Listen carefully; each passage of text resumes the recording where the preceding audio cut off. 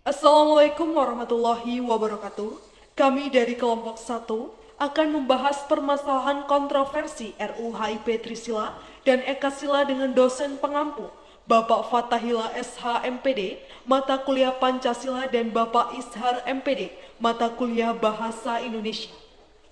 Sebelum masuk ke topik pembahasan, perkenalkan, saya Vivi Alaida Yahya dengan NIM 2022406405060 dan beberapa rekan saya ada Angela Putri dengan NIM 2022406405057, Aulia Al-Fahri dengan NIM 2022406405088, Nurul Fauziah dengan NIM 2022406405062, Syifaur Rohma dengan NIM 2022406405077, Unza Unzila dengan NIM 2022406405070, Findra Alfitra dengan NIM 2022406405091, dan yang terakhir Mita Anggraini Putri dengan NIM 2022406405052.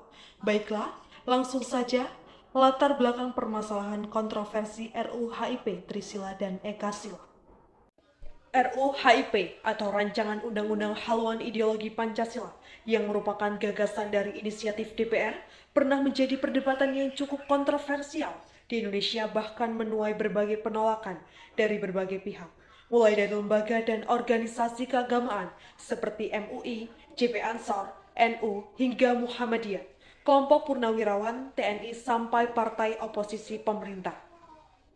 Hal yang membuat penolakan RUU ini salah satunya adalah persepsi penyalahgunaan ideologi Pancasila.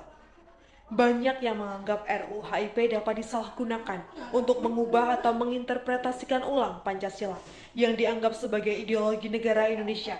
Ini menimbulkan kekhawatiran akan penghilangan nilai-nilai asli Pancasila dan dianggap melumpuhkan unsur ketuhanan pada sila pertama Pancasila dan secara terselubung dapat berpotensi membangkitkan komunisme.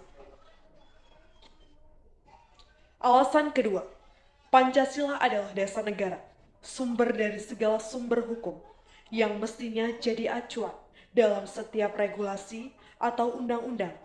Ironisnya, RUU HIP ini malah ingin menjadikan Pancasila sebagai undang-undang itu sendiri. Isi RUU tersebut menyimpang dari makna Pancasila. Ini terkait ide pemerasan Pancasila menjadi Trisila atau Ekasila. Trisila itu adalah sosionasionalisme, sosiodemokrasi, serta ketuhanan yang berkebudayaan, dan Ekasila yaitu gotong royong. Pancasila tidak bisa diubah menjadi Trisila dan Ekasila, karena setiap sila yang membentuk Pancasila juga sebagai satu kesatuan yang mutlak, tidak dapat ditambah dan dikurangi. Kontroversi RUU HIP konsep Trisila dan Ekasila tertuang dalam pasal 7 ayat 1 menyebutkan ciri pokok Pancasila adalah keadilan dan kesejahteraan sosial dengan semangat kekeluargaan yang merupakan perpaduan prinsip ketuhanan, kemanusiaan, kesatuan, kerakyatan atau demokrasi politik, dan ekonomi dalam satu kesatuan. Ayat kedua, ciri pokok Pancasila berupa Trisila, yaitu sosionasionalisme, sosiodemokrasi, serta ketuhanan yang berkebudayaan. Ayat ketiga, Trisila sebagaimana dimaksud pada ayat 2, dekristalisasi dalam Ekasila, yaitu gotong royong.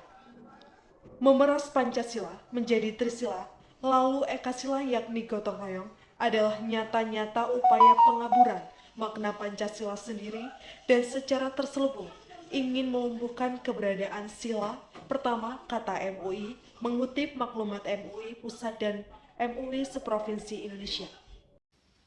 Berdasarkan uraian latar belakang yang telah disampaikan rekan saya, yang menjadi permasalahan dalam penelitian ini adalah ketakutan bahwa RUU HIP, khususnya pada pemerasan Pancasila menjadi Ekasila dan Trisila, dapat digunakan untuk mengubah atau menginterpretasikan ulang Pancasila, yang dapat mengubah nilai-nilai dasar negara Indonesia.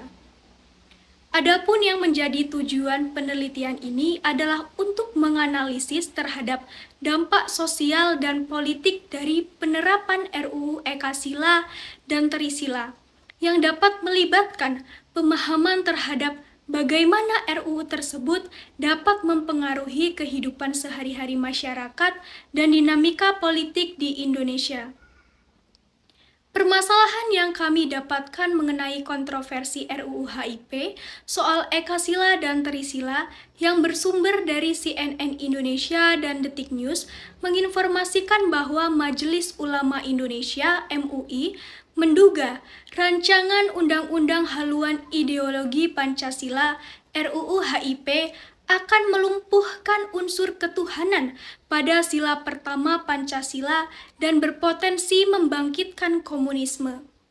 Demikian laporan yang dapat kami sampaikan. Kami akhiri. Wassalamualaikum warahmatullahi wabarakatuh.